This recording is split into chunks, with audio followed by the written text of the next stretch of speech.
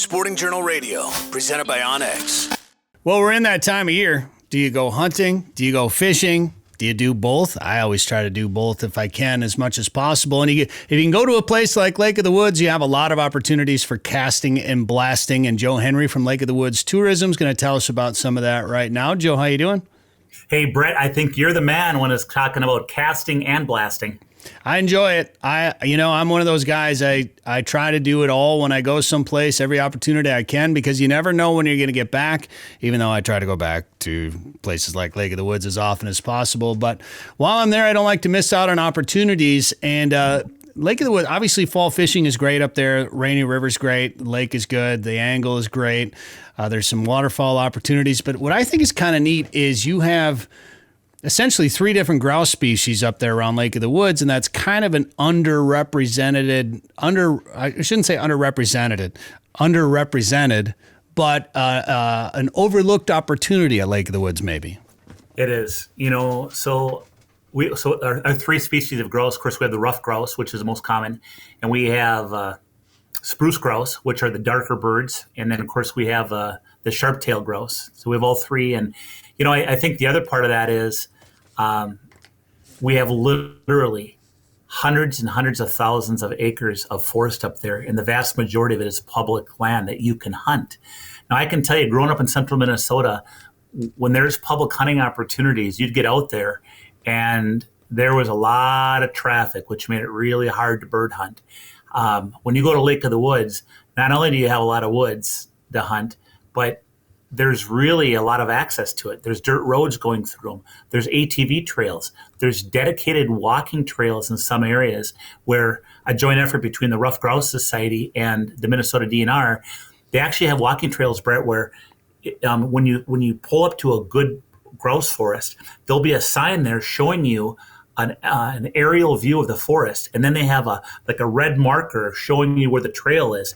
And in almost all cases, there's nice ample parking, and then that trail, when you start walking that trail, you make one great big loop, and you always finish back at your vehicles again, which really makes it nice because you're never walking the same piece of land twice.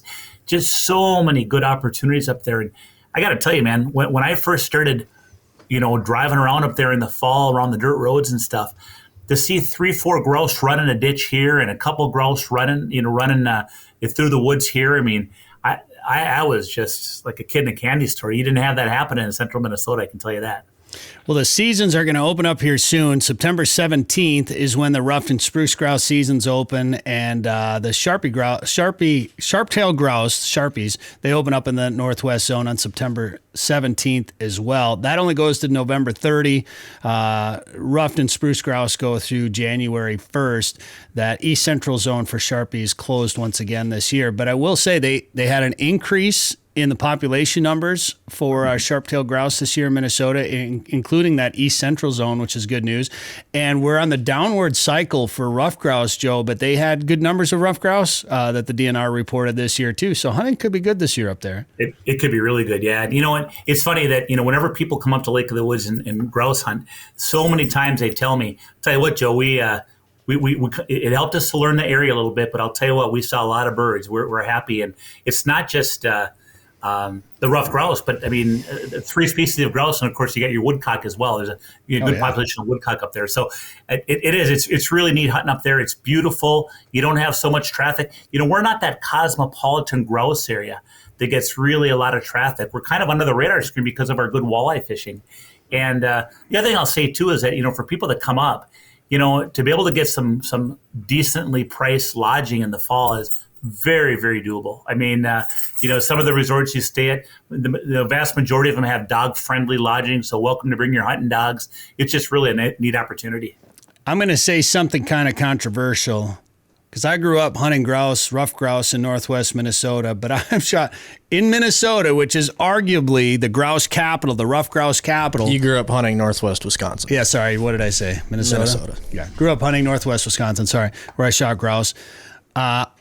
Minnesota, arguably the grouse capital, ruffed grouse capital. I've shot more sharp tails in Minnesota than I've shot ruffed grouse.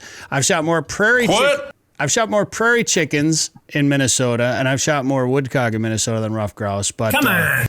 I know, and I mean, I chase pheasants mostly. I like seeing my birds when they flush, and so I don't chase rough grouse very often. But I enjoy it. And one of these days, Joe, I'm still going to get up there to Lake of the Woods, and I want to do a grand slam of grouse. I think this would be fun to do for prairie sportsmen, is go out there and try to shoot a rough grouse, a spruce grouse, and a Sharpie, either all in a day or all within a couple of days. Maybe take a 3-day trip and try to do one of each day. I think that would be a kind of a fun Minnesota hunting challenge.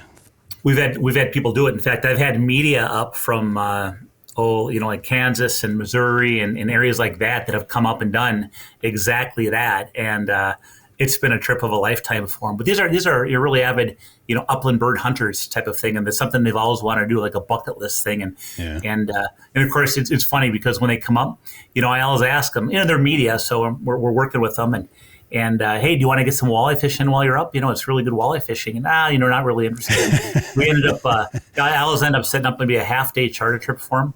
Guess what? If they ever come back future years, what do they request to do? They want to do some fishing. Yeah, of course. Absolutely. Yes.